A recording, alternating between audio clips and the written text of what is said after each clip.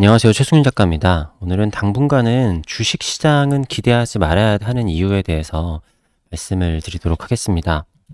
제가 지난 몇 개의 영상에서 말씀드렸다시피 지금 경기 침체가 올 것은 너무나 확실한 상황인데요. 그래도 주식시장을 보면은 뭐 금리 인상을 조금 이렇게 완화하면은 또 올라가고 뭔가 이렇게 상승 기대감을 굉장히 많이 가지고 있는 것 같아요. 물론 제가 감히 시장이 어떻게 될 것이다 라고 단언을 할 수는 없지만 우리가 연준의 의사를 굉장히 잘 파악을 해야 되잖아요. 요즘에는 절대 연준에 거스르지 말아라 라는 이야기들이 제일 많이 나오는데, 그러면 연준이 어떠한 생각을 가지고 있는지를 일단은 생각을 좀 해봐야겠죠. 자, 지금 연준의 가장 큰 목표는 유동성을 축소를 하는 겁니다. 통화량 자체를 줄이는 거는 굉장히 좀 어려운 일이고, 통화량도 M1, M2 여러 가지 지표가 있어서 그거를 사실은 정확하게 측정을 하기는 조금 어려운 건데요. 어쨌든 간에 유동성을 축소를 시켜서 그걸로 인해서 인플레이션을 잡는 게 목표잖아요. 자, 그런데 유동성이라는 것에 가장 크게 반응을 하는 게 주식시장이고, 그리고 유동성을 늘리고 줄이는데 가장 효과적인 시장 또한 주식시장입니다. 자, A라는 사람이 있고 B라는 사람이 있다라고 생각을 해보겠습니다. 이 A와 B는 각각 20만 원씩 돈을 가지고 있었어요. 그럼 둘이 총 가지고 있는 돈의 양은 40만 원이잖아요. 자, 그런데 A가 어디서 주식을 5만 원어치 샀습니다. 주식을 5만 원어치 사면은 현금이 15만 원이 남았고, 그러면 똑같이 가지고 있는 돈은 20만 원이죠. 그래서 40만 원인 건 변함이 없는데, 이 주식 가격이 올라서 5만 원짜리가 10만 원이 됐다라고 해보겠습니다. 5만 원이 10만 원이 됐어요. 자, 그러면은 이 사람이 가지고 있는 돈은 20만 원에서 25만 원이 되겠죠. 그래서 둘이 가지고 있는 돈의 양은 총 45만 원이 되었습니다. 자, 여기서 B라는 사람이 이 사람이 주식으로 돈을 버는 거를 봤어요. 그래가지고 이 사람의 10만 원짜리 주식을 15만 원에 매수를 했습니다. 자, 그러면은 B라는 사람은 기존에 20만 원에다가 주식을 15만 원 썼으니까 현금이 5만 원이 됐죠. 자, 근데 A라는 사람은 원래 가지고 있었던 15만 원에서 주식으로 15만 원을 현금으로 다시 했으니까 여기다가 15만 원이 되어서 이 사람의 총 돈은 30만 원이 되게 되었고, 이 사람은 20만 원이 돼서 가지고 있는 총 돈이 50만 원이 됐어요. 자, 그랬을 때 이 사람은 가지고 있는 돈은 10만 원이 벌어졌고, 이 사람은 그냥 20만 원 그대로 가지고 있잖아요. 그래서 둘 다 20만 원을 가지고 있었는데 통화량이 10만 원이 늘어났습니다. 이거는 아주 간단하게 설명을 한 거고요. 이거 이상으로 돈이 더 늘어날 수도 있어요. 왜냐하면 주식시장에서는 내가 15만 원을 샀다고 그러면은 다른 사람들의 주식도 평가가 15만 원이 되는 거잖아요. 그래서 엄청나게 많은 통화량이 갑자기 늘어나는 효과가 있습니다. 왜냐하면은 이거 주식을 바탕으로 평가액으로 담보대출을 받을 수도 있잖아요. 그래서 파생적으로 발생하는 유동성들이 많이 생기게 됩니다. 되게 쉽죠? 이런 식으로 유동성이 늘어나는 거는 사실은 며칠 만에도 가능할 수 있는 거예요. 코인 시장 같은 경우에는 몇 시간 만에도 가능하겠죠.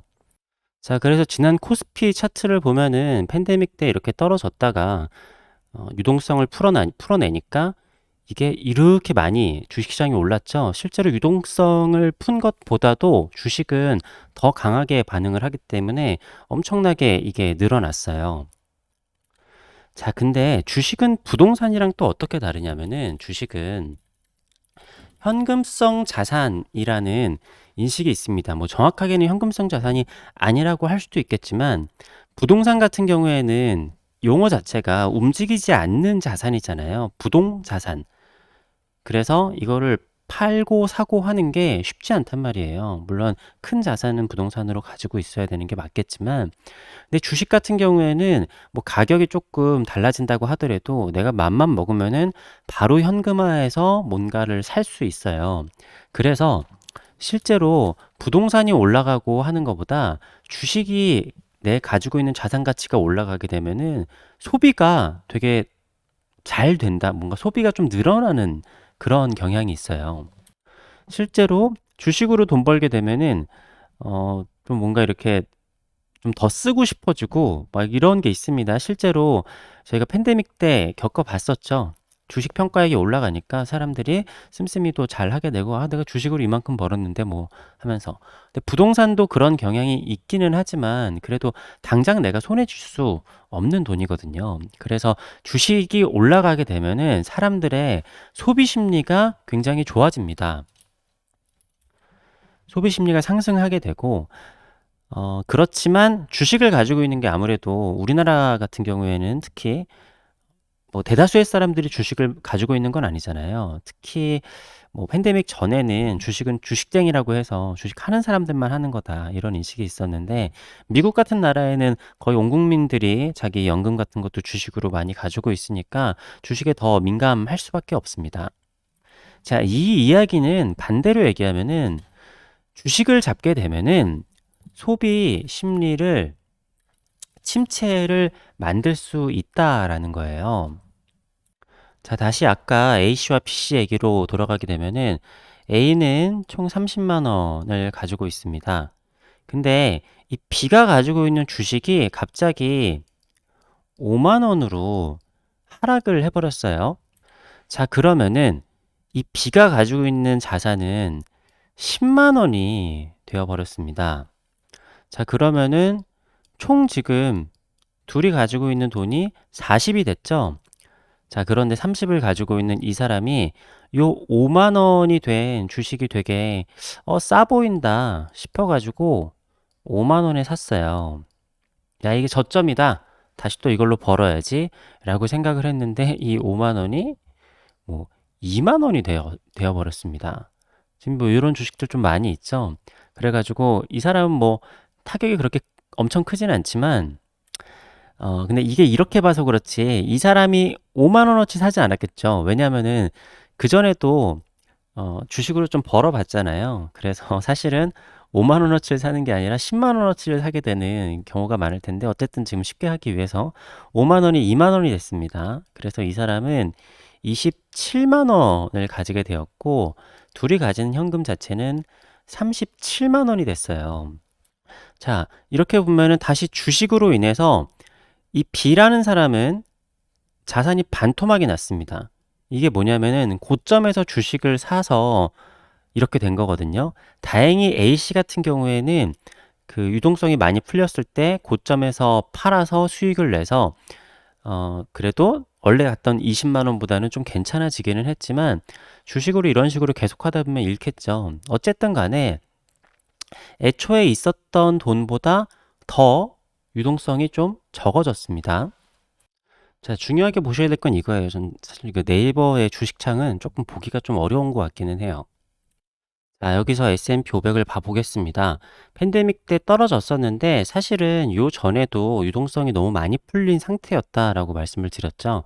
우리는 요 때가 정상이라고 생각을 하는데 이때도 정상이라고 사람들이 막 생각을 할 정도는 아니었어요. 왜냐면은 이미 이렇게까지 유동성이 많이 올라와 있는 상태였는데 이거 좀 너무 긴 시간이네요. 아무튼 요 고점 2022년 1월, 작년 12월 이랬을 때가 주식시장이 완전 고점이었죠. 이때 이제 돈이 풀려져 있는 것 자체를 이걸 어떻게 주체를 할 수가 없는 거예요. 그래가지고 긴축을 통해 가지고 막 이렇게 주식이 또 올라갔다가 내려갔다가 올라갔다가 내려갔다가 막 기대감을 가지고 막 하고 있잖아요. 근데 여기서 제가 한동안 그 주식시장에 기대를 하지 말아야 된다라고 말씀을 드리는 이유가, 물론 이제 여기서 고수들은 요렇게 먹고 빠지고 요렇게 먹고 빠지고 할 수도 있기는 하겠죠. 근데 연준이 바라는 거는 주식시장이 이렇게까지 뜨거워지면은 안 된다라는 거예요. 쉽게 얘기해서 주식 떡상을 금해야 됩니다. 다시 뭔가의 트리거로 인해서 주식이 상승을 한다. 그러면은 다시 또 사람들이 유동성이 풀려난 것처럼 생각을 할 거고, 실제로 유동성도 많아질 거고, 그러면은 인플레이션을 잡을 수 없을 거예요. 그렇지만 주식시장이 이런 식으로 곤두박질을 치게 되면은 이게 경제의 타격이 너무 크기 때문에 나름 연착륙을 시키려고 하고 있는 거죠. 그러니까 사실은 이게 연착륙이에요.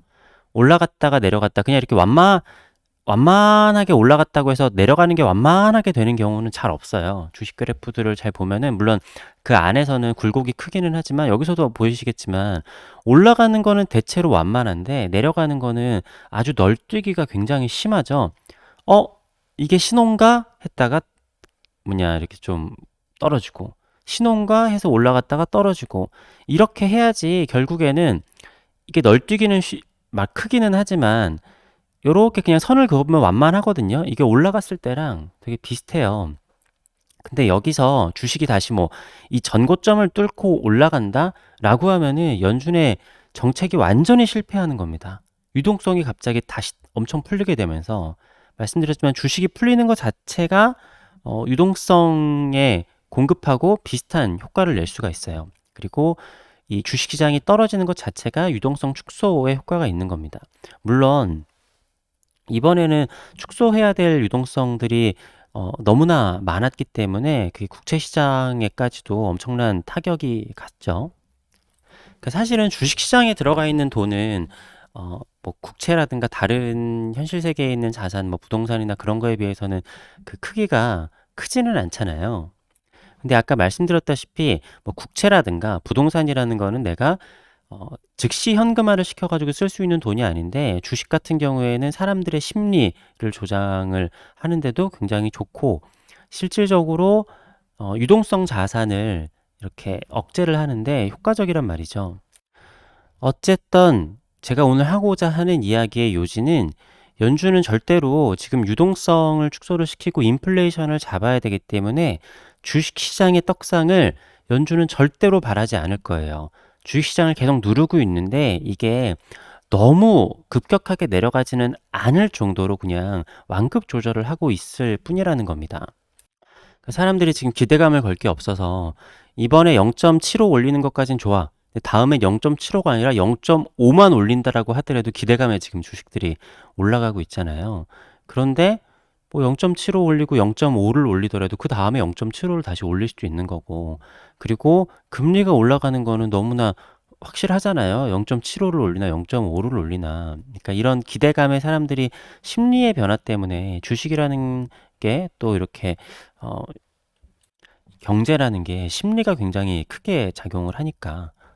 그러니까 뭐 계산대로만 한다 그러면 너무 쉽겠죠. 근데 이게 사람의 심리가 들어가니까 이런 자산 시장이 굉장히 어려운 건데 이걸 봐도 알 수 있겠지만 아직은 심리가 살아 있어요. 사람들이 이때의 V자 반등을 기억을 하고 있기 때문에 어 다시 또 V자 반등에 대한 기대감들을 엄청 가지고 있습니다.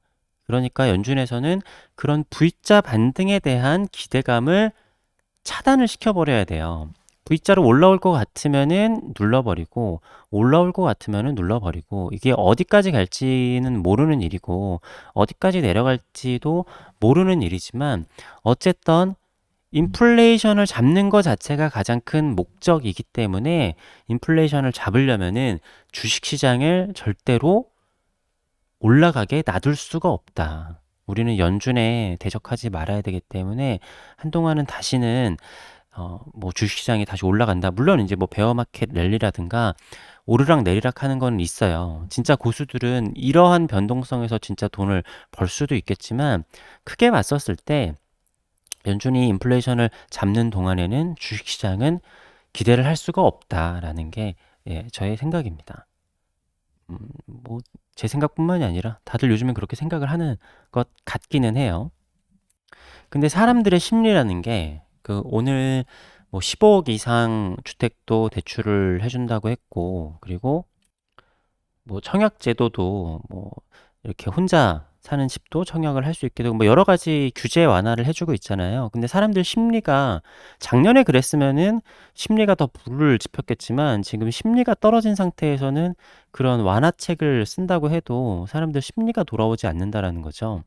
그러니까 규제를 풀어주면 올라가는 게 아니라 결국엔 심리를 잡아야 되는데 심리라는 거는 잡는 데 되게 오래 걸린단 말이죠. 지금도 이렇게 누르는데도 다시 V자 반등을 아직까지 기대를 하고 있고 이 기대감을 잠재우려면은 시간이 꽤 걸릴 거고요. 그리고 뭐 부동산 같은 경우에도 아직까지는 또 기대를 하는 사람들도 있는 것 같기는 한데 이거를 다시 심리를 올리려면은 그것 또한 시간이 좀 걸리겠죠. 어쨌든 참 재밌습니다. 이 경제만큼 사람들이 솔직한 게 없는 것 같아요. 그러니까 유튜브나 책이나 이런 거는 뭐 이렇게 저런저런 뭐 듣기 좋은 얘기나 이런 걸 하지만 돈 앞에선 다들 솔직한 것 같습니다. 이런 걸 보는 게 더 솔직한 사람들의 심리를 연구할 수 있는 게 아닌가 해서 저는 암튼 이러한 관찰자와 공부하는 사람의 입장에서 물론 또 스스로 참여를 해야 더 깊이 이해할 수 있기 때문에 네, 저도 이 시장에 참여를 하고 있기는 하지만 참 사람이라는 존재는 재미난 것 같습니다. 감사합니다.